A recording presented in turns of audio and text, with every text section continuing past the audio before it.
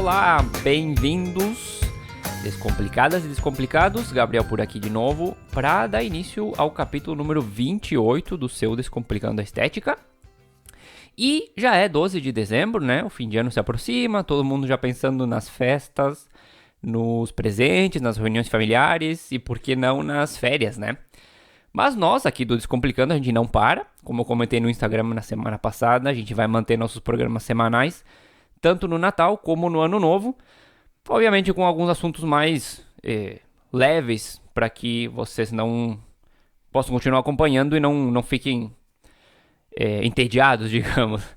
E como eu dizia, bom, possivelmente a gente faça alguns programas diferentes, né? Algumas retrospectivas, enfim, a gente está finalizando a pauta para esses dias. Mas a gente espera que você nos ajude e continue escutando nossos programas nesse período também, porque afinal, para estudo, para adquirir conhecimento, não existe férias, né? E hoje a gente vai fazer um programa que faz tempo que está nos nossos planos, que vai ser um perguntas e respostas, ou perguntas frequentes, na verdade, sobre gestão e estética. Algumas perguntas que a gente recebe de vocês nas redes sociais e algumas que são, digamos, comuns ou relevantes para os negócios, ou até perguntas que a gente recebe em outros âmbitos de consultoria ou de cursos que a gente pode estar fazendo e acabam surgindo bastante. Cris, acho que vai ser um programa bem legal, a gente vai tirar várias dúvidas, né, ou algumas dúvidas dos nossos ouvintes nesse primeiro programa, e talvez, por que não, se transforme em um quadro especial, né, dentro do Descomplicando. Olá, Gabriel. Oi, pessoal. Com certeza vem coisa bem legal. O episódio de hoje, ele tá bem interessante mesmo. São perguntas que nós recebemos com frequência e que podem ser dúvidas de muitos outros profissionais também. Eu confesso até que não passa uma semana sem que alguém venha me pedir aquela ajudinha básica, né? Lembre de ti, manda aquele WhatsApp. Eu não estou aqui me gabando, mas considerando o tempo que eu estou atuando na área da estética, eu posso sim estar ajudando algumas pessoas. Saber tudo, eu acredito que ninguém saiba, e a troca de informação e conhecimento é válido para o crescimento de todos. Então, se vocês gostarem deste modelo de episódio, não deixem de enviar as suas dúvidas, porque elas poderão ser respondidas e ajudar muitos outros profissionais também. Então vamos lá, eu vou começar por aqui porque a primeira pergunta que a gente tem recebido com frequência está mais direcionado para mim, mas claro que tu pode, Cris, e deve adicionar também os teus comentários. E a pergunta é: todo mundo precisa ter um plano de negócios e qual a importância de ter um? Eu não sei se todo mundo, mas é altamente recomendável ter um. Tanto para quem está pensando em abrir um negócio, como para quem já tem anos de casa. O plano de negócios é uma análise com altíssimos níveis de detalhe de cada área da tua empresa, com planos de ação tanto para potencializar as qualidades, como para corrigir os problemas. A gente até possivelmente vai fazer um programa específico de plano de negócios mais adiante, mas o plano acaba sendo como um guia da tua empresa, do que acontece e o que precisa acontecer em cada área para melhorar, sendo revisado cada 6 meses ou um ano. Algumas partes precisam de revisão mais frequente, porque hoje em dia os negócios eles mudam muito rápido, né? Então tem que ser uma revisão mais rápida, enquanto outros podem ser revisados já uma vez por ano, dependendo da frequência que se defina. Outra coisa que o plano faz é estabelecer o caminho que tu quer traçar até alcançar os teus objetivos, o tempo que tu vai demorar para isso e como cada área vai se adaptar ou vai se desenvolver para que você possa chegar a esse objetivo. Além, é claro, de estabelecer toda a situação atual da empresa, quando ele é desenvolvido já com o negócio funcionando, claro, né? Então, às vezes a gente faz a pergunta: onde você quer chegar com o teu negócio? E a pessoa não sabe responder justamente porque não tem essa avaliação da situação atual e nem o plano. Então, o caminho até chegar aos objetivos fica mais difícil de poder estabelecer. Agora, eu vou ser até bem sincero aqui, eu sei que desenvolver um plano de negócios não é tarefa fácil, é um documento bem extenso, os meus normalmente giram em torno de 100 páginas, às vezes mais, às vezes menos, dependendo do nível de detalhe, né? Eu procuro detalhar bastante cada coisa, cada área do negócio. Então é uma tarefa que pode demorar um ano ou até mais tempo, dependendo se a pessoa está só desenvolvendo isso ou está talvez com todas as tarefas do negócio e nos tempos livres vai documentando tudo. Mas é um esforço que vale muito a pena, porque vai servir de base para qualquer decisão estratégica que você vá tomar depois no futuro. Mas, como eu sei que muita gente não vai acabar fazendo o plano de negócios, ou vai deixar para fazer em algum momento do desenvolvimento da vida desse negócio, Eu vou deixar algumas dicas e algumas alternativas, que obviamente não vai ser a mesma coisa, mas que ajuda muito na hora de fazer essa análise atual da empresa e definir os objetivos futuros. Inclusive, são ferramentas que eu até recomendo trabalhar, às vezes antes, porque elas servem como base depois para o desenvolvimento do plano. Uma opção é fazer o modelo Canvas, que a gente também pode fazer um episódio específico se tiver interesse. O Canvas ele é um quadro basicamente dividido em 9 segmentos que ele busca principalmente responder as perguntas como, o que, para quem e quanto. Dentro desses quadros a gente vai definir de forma extremamente resumida o seguinte: os principais parceiros de negócio, as atividades chaves, as atividades principais que a gente tem no nosso negócio, os recursos que a gente tem para desenvolver essas atividades, a nossa proposta de valor, o nosso relacionamento com o cliente, os canais de distribuição, ou seja, como meu serviço, meu produto chega até o meu cliente, a segmentação desses clientes, a estrutura de custos principal do negócio, né? E as fontes de receita, como eu vou ganhar dinheiro com esse negócio. Olha quanta coisa a gente já conseguiu definir aí, né? Então, com isso já dá para ter uma boa base do nosso negócio atual e planejar estratégias futuras também. E essa informação fica como base, como eu já estava comentando, para o desenvolvimento de um plano futuro. Depois o Canvas, claro, tem outros modelos que focam em outras coisas, mas enfim, é história para outro episódio. E a segunda opção é fazer um mini plano de negócios ou um plano de negócio resumido, simplificado, enfim, tem várias formas de nomear esse documento, que basicamente a gente precisa sintetizar toda a informação de um plano normal, esse plano de 100 páginas que eu estava comentando, ou de mais, menos, enfim, dentro de um documento pequeno, podendo ser de 2 páginas, de 5 páginas, mas não deveria ser mais de 10. E dentro desse resumão, digamos, né, a gente precisa colocar, ou pelo menos eu gostaria de ver isso, ou de colocar isso quando se eu fizesse um. Informação básica sobre a minha empresa, o histórico dela, por que ela surgiu, enfim, tudo isso. Análise de mercado e de concorrência, os meus produtos e serviços, enfim, o que eu vendo, né, qual a minha solução para o cliente, a parte de marketing e de vendas, a parte de finanças, recursos humanos, operações junto com tecnologia de informação, enfim, como a gente está todo mundo com presença digital, né? Eu colocaria uma matriz, pelo menos, que pode ser a SWOT, na verdade, enfim, a FOFA falam em português, né, de pontos fortes e pontos fracos, porque ela gera depois planos de ação, que é justamente o seguinte que eu vou comentar, que é ter o plano de ação dentro desse resumo, e para ajudar a desenvolver esse plano de ação pode ser uma matriz que é bem-vinda nesse processo. Bom, eu fiz um resumão de tudo, né, e ainda assim acabei me passando um pouco no tamanho da resposta até, mas é que são assuntos bem interessantes, eu acredito, e como eu comentei antes, se você estiver nos ouvindo, tiver interesse nesse tipo de assunto, manda uma mensagem para nós no Instagram que a gente pode ir aprofundando sobre isso em outros episódios também, Cris. Olha, eu andei pensando aqui, né? Realmente eu tive, acho que, mais sorte do que juízo, porque no meu início eu não fiz nada disso, né? Digamos que eu fui mais na cara e na coragem. Então, o Gabriel depois entrou e está organizando a casa, mas realmente tu ter um plano de ação definido, ele faz bastante diferença. E olha todas as dicas que ele acabou dando ali com uma pergunta comum que as pessoas acabam nos fazendo, né?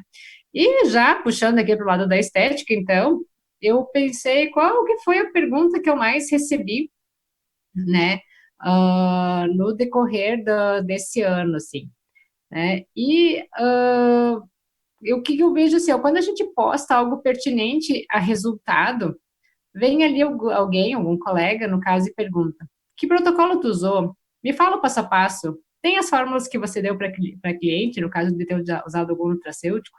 Na verdade, são 3 perguntas, mas que envolvem uma coisa só, né? Mas vamos lá. Primeiro ponto. Os conselhos, biomedicina, farmácia, medicina, odonto, não permitem fotos de antes e depois, tá? Por quê? Você vai acabar induzindo a pessoa a acreditar que ela vai ter aquele resultado igual ao divulgado. Eu evito ao máximo, mas algumas vezes eu acabo postando porque eu sei, né, que é algo importante para o marketing, né? Para mostrar o nosso trabalho, o nosso resultado, enfim, é uma forma boa de atrair clientes ou pacientes. Mas quando você vê o resultado de um colega, não peça receita de bolo. Não é porque deu certo para uma pessoa que vai dar certo para outra pessoa também. Em época de personalização de protocolos, né, de trabalharmos por uma estética mais científica, tu acabar reproduzindo o passo a passo de um colega e repetir ele todos para todos os outros, ele pode acabar sendo um tremendo tiro no pé. Porque pode ser que para algumas pessoas vai funcionar super bem. Por exemplo, tu vai associar o ultrassom com carbox numa paciente.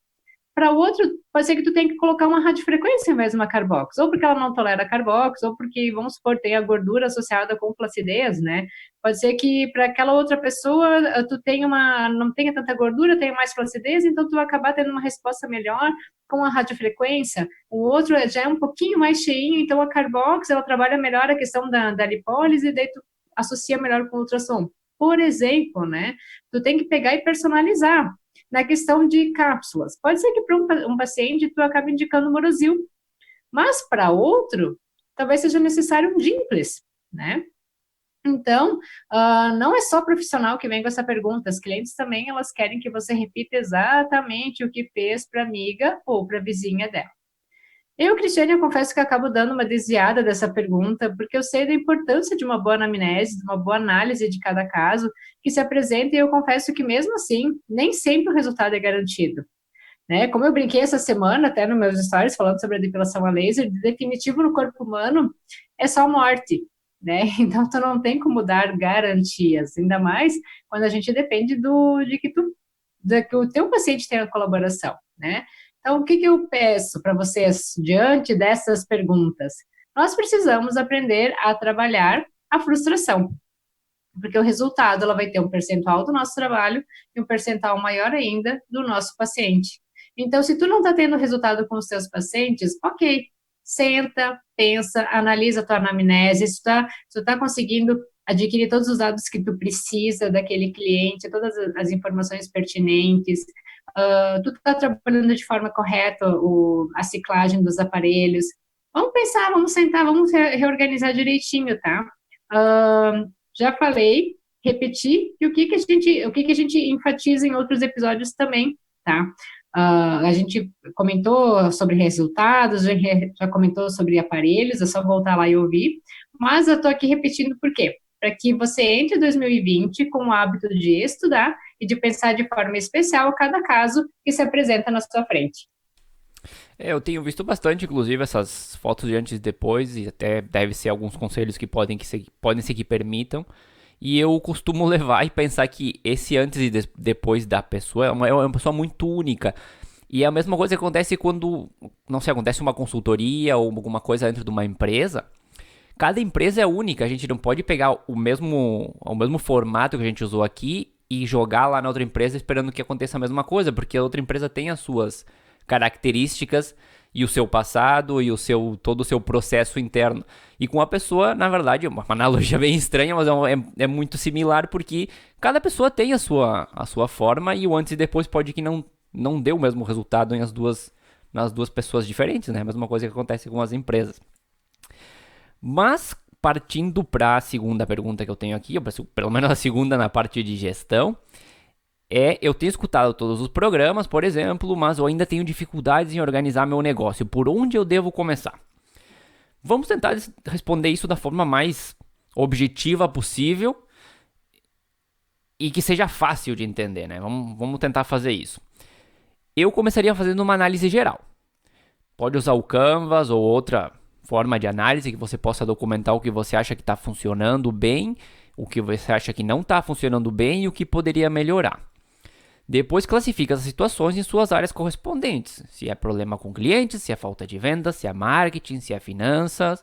E a partir disso você consegue estruturar possíveis estratégias e mudanças. Mas, para conseguir estruturar essas estratégias, você vai precisar coletar o maior número de dados possíveis do problema que você está enfrentando para poder entender onde atacar esse problema. Então é algo do tipo que eu escuto bastante, eu preciso vender mais porque está sobrando pouco no final do mês. E aí eu pergunto, será que você precisa vender mais realmente ou é a tua margem de lucro que está muito baixa? Ou será que os custos estão altos e uma troca de fornecedor poderia ser bem-vinda? Então, o que a gente precisa realmente? Muita gente tem sistemas, né, enfim, que quando completados de forma correta, já conta com toda a informação ali. Só falta saber interpretar essa informação, claro, obviamente. O problema é que na maioria das vezes os programas eles não são usados na sua totalidade, ou a informação que a gente coloca não é correta, ou ainda eles não são completos o suficiente para o que a empresa precisa. E nesse último caso, a solução é complementar com tabelas feitas por nós mesmos. E falando dessas tabelas, eu vou deixar algumas ideias básicas para dar esse pontapé inicial na organização do negócio, seja se você tem um sistema ou não. Se tiver, obviamente, pode complementar ou pode extrair sua informação do sistema e interpretar ela. E se não tiver um sistema, pode usar as tabelas, começar a formular essas tabelas para fazer esse controle. O primeiro, básico, essencial, é o controle de entradas e saídas, que eu já comentei em outro episódio, inclusive. Para quem já tem o software, é revisar essa informação. E para quem não tem, obviamente, precisa documentar todos os dias todas as entradas e saídas de dinheiro da empresa. E no caso das saídas, o melhor é classificar também em fixas e variáveis. Uma classificação até mais interessante seria salários, fixas, variáveis, investimentos, mas enfim, pode ser só fixas e variáveis para começar, fica interessante para entender bem. Só com isso, você já consegue extrair muita informação no teu negócio. Se está dando lucro ou prejuízo, quanto exatamente de lucro, como foi um mês em comparação com o outro, se você realmente precisa ter mais vendas ou existem outros gastos afetando tua lucratividade. Enfim, dá para fazer várias análises só com essa informação. Com alguns meses fazendo esse controle, você consegue ter dados para trabalhar os custos por cada serviço. Onde o que você vai fazer é detalhar cada coisinha que você gasta para a realização daquele serviço, desde uma passadinha de álcool até o uso de algum insumo mais caro, por exemplo. Vai extrair também o valor hora do profissional, vai precisar saber teus custos fixos totais e outros gastos que o teu negócio possa ter para a realização dos serviços. Então, vamos colocar que eu pego lá a limpeza de pele, Cris. Quanto tempo dura? Tanto, né? E qual o valor hora do profissional? É tanto. Precisa de um par de luvas? Ok, esse valor então. Preciso de toucas. A touca é uma para mim e uma para o paciente. Tal valor. E no final, depois de detalhar tudo o que você precisa para realizar o serviço, mais o proporcional dos custos fixos e possíveis outros gastos, como impostos, taxas de máquina de cartão, etc., você vai encontrar o custo do teu serviço. Eu, inclusive, costumo fazer essa análise separada, né? Para entender os detalhes, eu faço primeiro só o que é insumos, depois vejo a parte do ingresso dos custos fixos, depois vejo os outros gastos de forma separada, se o cliente paga em dinheiro, débito, cartão, crédito, enfim, para poder entender bem o que está acontecendo em cada serviço. Mas enfim, isso te dá a possibilidade de comparar com o teu preço de venda e saber a lucratividade de cada serviço. Se é que está dando lucro, né? Saber se é o que você estava esperando ou não, se você precisa aumentar o preço ou diminuir os custos, talvez. Ou em alguns casos até deixar de oferecer algum serviço, né? E um detalhe importante é, se você tiver 50 serviços, essa análise tem que ser para os 50 serviços. E outro detalhe é que se você tem colaboradores com comissões diferentes, por exemplo, 10% para um, 20% para o outro, tem que fazer a análise por cada colaborador também, para poder entender o impacto que cada um tem nesse custo. É algo bem profundo, né? Inclusive uma análise bem complexa de fazer, e eu não tenho nenhuma pretensão de explicar ela em detalhes dentro de um formato podcast, porque seria praticamente impossível. Mas é extremamente importante e valioso procurar entender e ver formas de fazer esse controle. E o terceiro caso, até para não ficar muito extensa essa resposta, né, é o controle de vendas. Quem tiver CRM é melhor ainda. Saber em detalhe qual serviço foi vendido, quantos foram vendidos naquele mês, que serviço cada cliente adquiriu, quem realizou tal serviço, se foi você ou alguém que trabalha com você que fez esse serviço, né? E para que é isso? Bom, ele vai te dar muita informação para alimentar o teu processo de vendas, o teu funil de vendas e, consequentemente, trabalhar melhor essas vendas e o relacionamento com o teu cliente. Ele vai te permitir conhecer quais serviços estão vendendo mais ou menos e realizar ações para melhorar, talvez, os que estão vendendo bem ou potencializar os que já estão bons, né? Melhorar os que não estão vendendo bem, na verdade. E vai te ajudar a entender a sazonalidade do teu negócio também. Se ela ocorre de forma geral ou só com alguns serviços, em que época do ano ocorre e quais os possíveis motivos para isso. Então, no ano seguinte, o que a gente faz? Vou me planejar para minimizar esse impacto. entre outras coisas que você pode extrair com esse tipo de informação. E eu acho que com essas três coisas, né, que, enfim, uma talvez não seja tão básica, as outras é mais fácil de fazer, já dá para ter um baita do empurrão inicial na hora de começar a fazer essa organização do negócio, Cris. Só complementando, então, as informações aqui do Gabriel. O que eu vejo com frequência é a profissional, ela pega, ela olha apenas quanto que ela gasta de produtos para fazer o cálculo da venda. Ah, uma limpeza de pele, eu vou gastar a máscara desidratada, vou gastar isso de cosméticos, então o meu valor vai ser isso, tá? Então, em cima disso, desse hábito que as pessoas têm, é que saem aqueles preços prostituídos que atrapalham todo mundo, né? Atrapalha a própria pessoa, que ela não vai ter o lucro merecido, e trabalha também os demais profissionais, que às vezes acabam passando por mercenários, quando na verdade eles só têm todos os dados do seu negócio na mão, eles sabem realmente quanto custa cada um dos seus serviços, né? Então, gente, vamos analisar tudo que envolve realmente o custo do teu serviço, né, para a gente ter preços dignos, né, e não aqueles preços prostituídos. Limpeza de pele, R$ 50, não paga nem o teu material, tá? A segunda pergunta que eu recebo na área da estética relacionada, então, a essa área eu estou pensando em comprar um aparelho X, o que tu acha? Bem, gente, eu não tenho como achar nada, né, sem conhecer a tua realidade, o que acontece dentro da tua clínica. Mas vocês podem, então, contratar a consultoria do Gabriel, que ele vai te mostrar rapidinho a realidade do teu negócio, se essa aquisição é viável ou não, qual o tempo de retorno dessa compra e muitos outros dados, assim como foi feito aqui dentro do meu negócio. Tanto que não fiz mais compras. Eu troquei só o meu ultrassom já faz mais de um ano e seguimos com os mesmos aparelhos. Mas vamos, então, ao exemplo. Estes dias, uma colega que trabalha mais na linha de emagrecimento, ela me perguntou o que eu achava dela comprar uma radiofrequência. Ela me disse que já tinha um ultrassom, tinha uma Carbox, eu acho que era uma plataforma vibratória, uma manta térmica, não estou lembrando. Então, eu devolvi algumas perguntinhas para ela. A radiofrequência, tu pode associar ela aos protocolos que tu já realiza dentro do teu espaço? Os teus pacientes, eles estão ficando com flacidez após o emagrecimento? Tu precisa da radiofrequência ou tu consegue resolver isso com a Carbox apenas fazendo a aplicação no ângulo adequado? Tu tem procura de tratamento facial, então, para abrir mais um leque de uso da radiofrequência? Sim, porque ela é ótima, isso, né?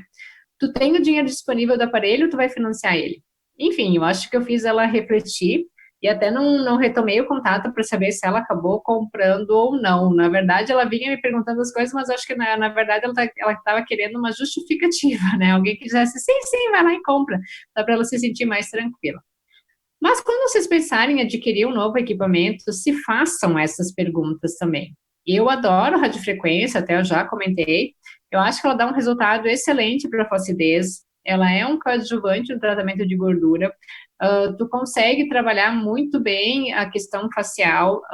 Tu não tem a dor, ela é um tratamento gostoso. A tua cliente vai adorar estar recebendo a radiofrequência, não tem a dor da Carbox também, né? Ela, enfim, é um aparelho com boa versatilidade, mas o investimento mínimo numa radiofrequência vai ser de 7 mil e pouco, numa nova, tá? Então, não cai em papo de vendedor, avalie a real necessidade e aplicabilidade do aparelho dentro da sua clínica. Gostei bastante da resposta porque mostra bastante até o que a gente está fazendo nesse programa, que é mostrar a importância da união desses dois mundos de gestão e estética e entender realmente, será que eu preciso realmente do aparelho? Será que eu consigo remediar a situação, remediar entre aspas, com outro aparelho que eu já tenho e usar esse dinheiro em outro lugar? Será que eu tenho o dinheiro suficiente para fazer a compra? Eu teria que financiar? Como que isso vai impactar no meu negócio e tudo? Ficou bem legal em comparação com o que a gente está fazendo hoje, que é justamente juntar um pouco dos dois mundos, mais do que a gente já tem feito, na verdade, né? Mas seguindo um pouco aqui, então, a próxima é que programa ou software vocês recomendam para controle de clínicas, salões, espaços de estética, enfim. Eu não vou entrar em detalhes de marcas nem de empresas aqui para responder essa pergunta, porque cada empresa de fora tem programas específicos para estética, salão, enfim, eles têm suas qualidades e seus defeitos. O que eu quero comentar aqui, para eu conseguir responder até essa pergunta, são as funcionalidades que eu, como Gabriel, busco na hora de avaliar um programa para essas finalidades. Porque eu sei que tem muito programa que foca muito na agenda e faz um trabalho espetacular nessa parte, no controle, aviso e tudo mais, mas deixa a desejar na parte administrativa, financeira, de CRM, enfim, e a diferença de preços entre eles não são tão grandes. Então, a gente até já comentou em outro episódio, né? Se for só agenda, usa do Gmail, que é grátis e ele também manda lembretes por e-mail, né? Mas, vamos lá. O que eu gosto de ver, ou o que eu gostaria de ver em um programa específico para nossa área. Para começar, obviamente, toda a parte de agenda com avisos por WhatsApp e, idealmente, com um aplicativo do lado do cliente, onde ele tenha a autonomia de agendar uma hora direto pela aplicação, obviamente horas definidas por nós, né, que estariam disponíveis lá, mas porque isso aí dá um acesso maior ao cliente, do cliente à nossa clínica, ao nosso espaço, e também é uma ótima ferramenta de marketing. A parte administrativa e financeira completa, né? Conta a pagar, receber, fluxo de caixa, custos gerais e por serviços, cálculo de margem de lucro, comissões para cada colaborador e salários, enfim, tudo que possa existir. E vendas e CRM, enfim, quantas vendas, para quem vendeu, o que cada cliente fez ao longo do tempo, quais serviços venderam mais ou menos, possivelmente com alertas configurados por nós para informar, né, que a gente deve entrar em contato talvez com um determinado cliente ou que ele reclamou de algo, enfim, para poder ter esse controle do que está acontecendo com cada cliente e que seja possível administrar todo o processo de vendas dentro desse sistema, na verdade, né? Que clientes cada profissional atendeu e que serviço ele realizou. Eu acho que isso para começar já estaria bom. E parece até bastante coisa, mas quando a gente tem um sistema com esse nível de capacidade, tem vários ali no mercado, o que acontece geralmente é que a gente lança um atendimento na agenda e a maioria das coisas que eu comentei o programa faz de forma automática com as informações que a gente introduziu no agendamento. Então, a ideia de ter um software, né, é que ele venha para ajudar na administração do teu negócio e simplificar a tua vida, e não que seja só mais um processo que você tem aí aquela obrigação de fazer e de completar a informação no sistema, Cris. Certo, realmente tudo isso é muito interessante. No início a gente pode achar desnecessário, bobagem, mas para que tudo isso? Só que quando tu começa a ter o poder de todas as informações do teu negócio, ele acaba fluindo com muito mais facilidade. Tu não entra em tantas neuras, né? E a última, mais recente pergunta que eu tive na área da estética, né? Até foi essa semana, Cris, eu quero começar a aplicar Botox. O que eu preciso fazer? Vamos lá, então. Primeiro ponto é a vontade, já que nem todas as pessoas vai ter aptidão aos injetáveis, vai conseguir trabalhar com agulhas, né? E não é por dinheiro que você deve começar a fazer algo que não te deixe confortável e confiante com a execução desse serviço. Segundo ponto é se preparar, se especializar. Existem vários cursos no mercado, existem livros, artigos e até perfis de professores que dão dicas, né, acerca de produtos, de aplicação e tudo mais. Mas procure por pessoas confiáveis, já que nós temos verdadeiros exibicionistas nas redes sociais, que na verdade eles poucos sabem, são mais marqueteiros. Estude anatomia facial, estude a fisiologia, estude sobre a toxina, as marcas que existem, as indicações, as contraindicações, até tudo isso no episódio anterior a esse a gente já deu várias dicas, tá? Procure lá o episódio de Botox. Treine ao menos as marcações antes de começar a aplicar, porque saber onde tu vai aplicar a toxina é muito mais importante do que a aplicação em si. Tá? Eu digo assim, a gente demora mais tempo para fazer as marcações do que fazer a aplicação. A aplicação é algo muito simples. E profissionais que trabalham com agulhas, eles não vão ter dificuldade de injetar as unidades da toxina. Elas já têm intimidade. Qualquer dúvida, se tu... para te ver a questão da pressão. Pega uma berinjela, testar em berinjela é a melhor coisa que tem. Pega agulha de 1 ml, 3 ml, 5 ml, seringa, desculpa, 10 ml, pega a agulha 30G, pega a 22G, que daí a resistência ali da berinjela vai ser muito resistente, muito semelhante à resistência da nossa pele. Então, é uma ótima forma de treinamento. Então, o que eu digo? Pega também a família toda, né? Pede para que eles façam mímica facial, cara de braba, sorriso, elevação da sobrancelha, cara de susto, vão marcando os pontos e vão discutindo com algum colega que tem já um tempinho a mais ali de estrada ou que tenha maior afinidade, então, com a técnica. Vamos lá de exemplo de novo. recebi essa semana. Cris, eu estou com uma paciente com aplicação de Botox, que ela não quer fazer o arqueamento da sobrancelha. A minha técnica, ela arqueia um pouco. O que eu faço? Eu respondi para ela, segura a sobrancelha, aplica nos cantos, se ela tiver expressão da musculatura. Como assim? Me explica como que tu faz para elevar a sobrancelha. Qual ponto eu jamais posso fazer? Gente, você não pode ter uma técnica fixa, tá? Pegar como se fosse uma máscara, tu bota ali na cara da pessoa, vou marcar esse ponto, aquele ponto, né? Por quê? Afinal, as pessoas, elas são diferentes umas das outras. A expressão da musculatura vai ser diferente uma da outra também. A quantidade de toxina de uma pessoa vai ser diferente da outra. Uma tu vai usar mais, outra tu vai usar menos, né? Então, tu tem que estudar, tu tem que fazer um mapeamento da tua cliente que está ali na tua frente, né? Eu sei hoje que em épocas de WhatsApp, de contato fácil com as pessoas, é muito mais cômodo perguntar a alguém do que tu realmente estudar o caso. Mas aí, onde é que está o teu diferencial? Aí a pessoa vai chegar com aquela conversa, eu te admiro, tu é referência para mim, porque... Tá, referência só quando as coisas apertam e que tu precisa de um socorro, mas tudo bem, né? Eu digo, eu sou de uma outra época, quando eu comecei não tinha WhatsApp, não tinha nada disso, então tu tinha que se socorrer em livros mesmo, vai estudar, pega artigo, né? Eu quero reforçar aqui, gente, estudo é o principal, é o mínimo, é algo que ninguém te tira e que vai ser o teu diferencial. Estudem sempre e aproveitem também, então, para estar estudando com a gente, já que vamos tocar direto aqui, Natal, Ano Novo, sempre trazendo mais informações de qualidade para vocês.